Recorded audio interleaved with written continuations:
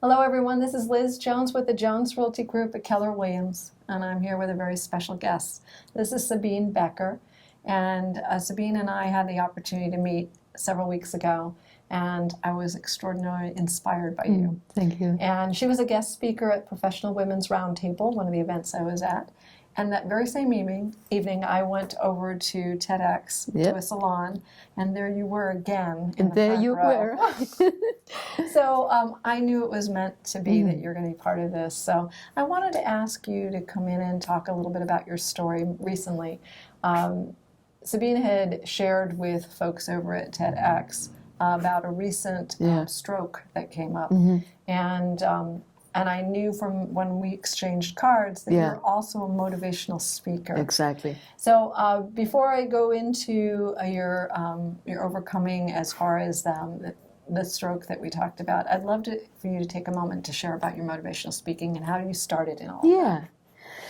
The way I started was accidentally in '94. I was sent to Brussels, Belgium to represent Special Arts of Alaska, and I liked speaking so much that I took it actually up professionally, and I've talked ever since, 2019, so it's quite a few years. And I love speaking because I really believe to make a difference in people's lives.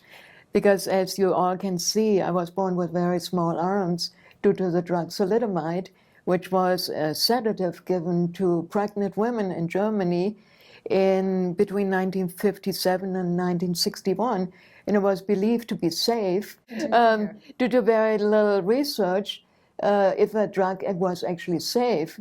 About 20,000 babies were born with no arms and no legs, and actually 60% of these babies never saw their first birthday. So it was a difficult time, and I had to figure out, how do you function without arms? What do you do? But what I did was using my feet as my arms, and what you all do with your hands, I do with my feet. That's right. And I even drive my non-modified car. So since age of 18. Wow. And this is how I've learned to function in life. I'm pretty good. I had a regular life. I got married. I had a child. Now I have 3 grandchildren. Oh, congratulations. Yeah. And so I've been speaking for years and years and years. And suddenly, May 2012, I was driving with a passenger, but I was doing the driving in New Mexico, in the mountains of New Mexico. And suddenly, right while I was driving, I had a massive stroke. And I passed, not a good place, Liz. No, not while you're driving. No. Never a good place to have a stroke, but driving is one of the worst. And I passed out. And as I was passing out, my foot was accidentally even stepping more on the accelerator. So you were going faster and faster. Yeah, I was going faster and faster and faster, all the way up to 85 miles per hour. In the mountains. In the mountains of northern New Mexico. Yeah, but thankfully I had a passenger with me, and who really kept his composure. And he grabbed the steering wheel, and somehow my foot fell off the accelerator, and that's how my car slowed down. Wow. But it was in the middle of nowhere in the mountains of northern New Mexico, and just to get the helicopter in there was quite a feat. And that's why so much precious time was lost. And I barely qualified for the drug TPA, which is blood clot dissolving drug.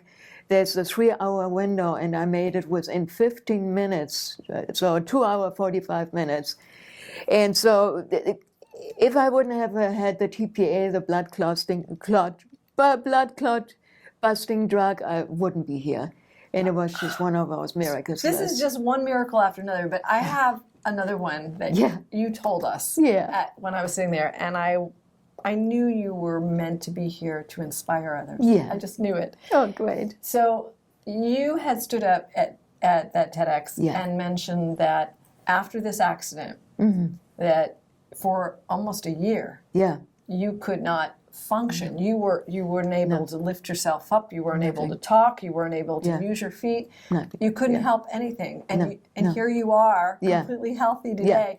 But the most amazing bit about this story when you stood up. So Sabine decided that that wasn't enough just to get back to where she is, Yeah. that she had to accomplish something great. And through your determination, you decided to run a marathon. Yes. So it was, what, the LA Marathon? Yes, the Los Angeles Marathon, 26.2 miles, right? Oh my gosh! And you were just learning to walk all over Yeah, again. yeah. Well, I had walked already for a few years, but I couldn't walk more than 1 mile. And a friend of mine who was an ultra marathoner, he suggested, "Why don't you do the marathon?" And I said, Sure, "Yeah, go ahead and do a marathon." why not?"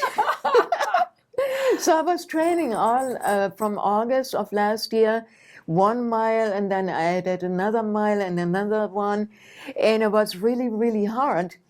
But the more I trained, the more I became convinced I actually can do it, because I always say I'm armed with perseverance. Yeah. I love that. That's Armed on my with perseverance. website, armed with perseverance, because that's how I feel like. I was put on the earth this way with small arms, which makes it, of course, a little bit harder. And then, of course, I had that massive stroke. But, I'm a survivor, and I want to show others that you can survive anything if you really, really do not give up. Sometimes I talk to myself. I talk about perseverance to myself even, because during the running, I wanted to give up. Of course, nobody ever would blame me for giving up, right? But I persevere, and I keep on working till I reach my goal. And I know other people can do that too, if they just put themselves into my mindset that, if Sabine can do it, Sabine can run a marathon, why not me? Well, I can reach goals. It takes a lot of hard work, and oh my gosh, my dog is.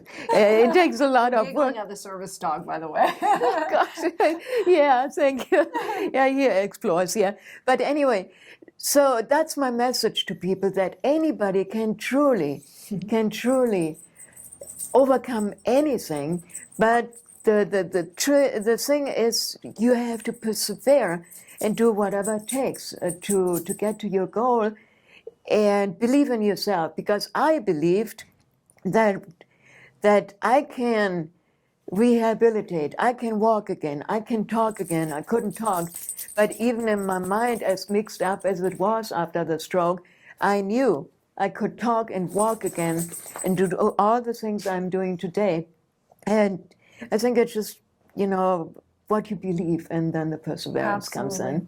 You shared a story that there was another young man that Sabine had come across that ran into a similar concern, and he hasn't been able yet to overcome. And I say yet because I believe that he can. Exactly. He can. I do believe too, but he needs to believe that he cannot. That's the thing. The key. Yeah, that's the thing. I think that's where we get the most inspiration from you, is that your mind, you will not give in to a weak mind in this case. It's discipline and perseverance. Right. And that can make anything happen. Exactly. And it's the discipline too. Do I want to get up at 5 o'clock in the morning to train for running? No, but I do it anyway, right?